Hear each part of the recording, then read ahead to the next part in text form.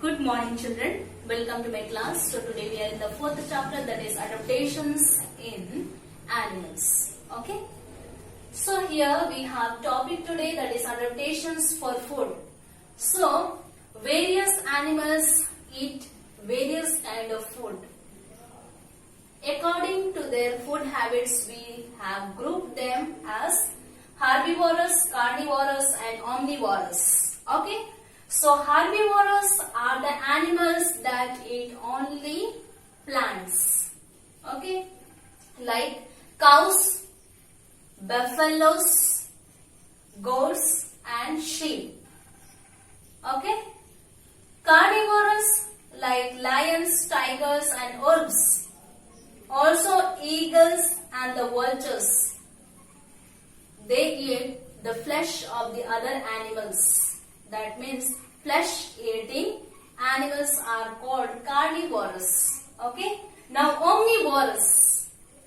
Example is crows, bears, squirrels and humans. They eat both plant and the flesh of the other animals. So let us see one by one these 3 points. First we will see the herbivorous animals. So herbivorous animals are the animals that eats plants. Okay, so plant eating animals are called herbivorous animals like cows, buffaloes, goat, sheep are some example of herbivorous animals. Okay. Next, what they have? They have sharp front teeth for eating and grinding the food. Okay. There are other animals like elephant and the giraffe. Elephant has a trunk and the giraffe has a long neck to reach the leaves of the tall trees. Okay. Now carnivorous.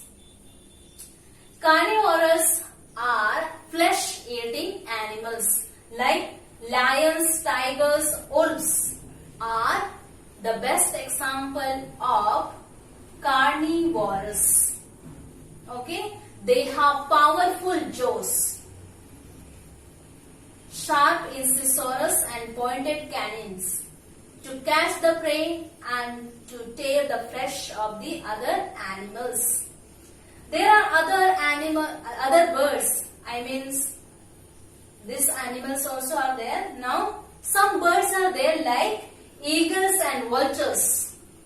Okay, eagles and vultures. They have sharp claws and they also have pointed and carved beaks to catch the prey and tear its flesh. Okay. Now next point and the last point will come, that is omnivorous. Omnivorous are the animals that eat both plants and the animals. Okay, they eat both. Like example is crows, bears, squirrels and we humans. Okay, we human being. We are omnivorous because we eat both plants and the animals. Okay. Now, they have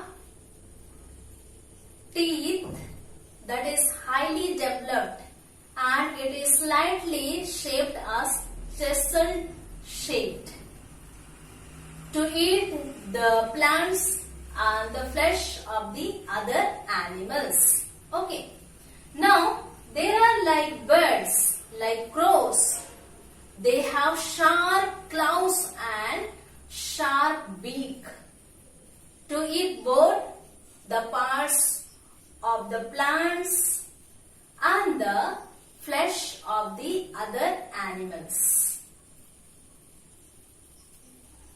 So here we have, that is care and concern for animals. Okay. So I can say animals play a great role in our life. Animals and the birds, they carry the seed to a distant place. And what happens? it germinates and brings out the new plants in other places where we are not able to reach. Okay. In one way, they are encouraging or they are helping in the growth of plant species. In other cases like crows and the vultures, they feed on the dead animals, thus cleaning the environment. Okay. Also, the carnivores, they feed on the flesh of the other animals, and the herbivores, they eat the plants. Okay. So, they keep the balance among themselves. Otherwise, some animals will be more and some animals will be less. But they keep, by their food habits, they keep it in balance. They are existing. Okay. Now, so we know that how important these animals are for us. If these animals will not exist, then there will be imbalance in nature. Okay, so we have to concern for them. And how we have to concern, let us see here. We should protect the forest, and which is a natural home to many animals. That's why we have to protect the forest. Okay. Now, second is avoid cutting trees as much as possible. So, second point is avoid cutting the trees as much as possible. Okay. Now, third point is do not kill or capture the animals for sports or the recreational activities. So, sometimes people, they kill the animals or capture the animals for their own purpose, like sports and recreational activities. So, we should not do that. Okay, next, do not kill the animals for their leather or tusk. So, this is one kind of business, leather and the tusk. In one way, when we are taking away leathers and tusks, we are already killing the animals. Okay. So, one way what we have to avoid also that so concern, how we have to show the concern, one I will tell you. We should avoid using the things which is made of the flesh of the animals or the leather or the tusk. So that we can, so one way that we are avoiding these things to protect the animals. Okay.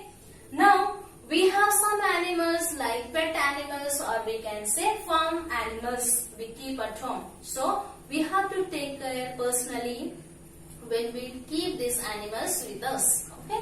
So, we have to provide sufficient food and water for them. Next, we have to provide comfortable and clean living condition. So, their living condition should be clean and they should feel comfortable. Okay. Next, we have to maintain their health and hygiene. So, we have to maintain their health and the hygiene. If suppose your pet or farm animals get sick, we have to take them to the animals doctor and get them treated on time. Don't wait till when they die. Okay, before only we have to take them to the doctors so that they may become well or they may keep well. Okay. Now, another point is create awareness among people to not to kill animals. So, we have to put the awareness. Okay, we are already grown up, or we know that animals are important. We study in this chapter, so we have to make people aware that killing animals are not good, because we are harming our oneself. We are harming oneself. Okay, and another point, that is be kind to all the animals because they can't speak. Okay. I hope I am clear. Thank you for listening.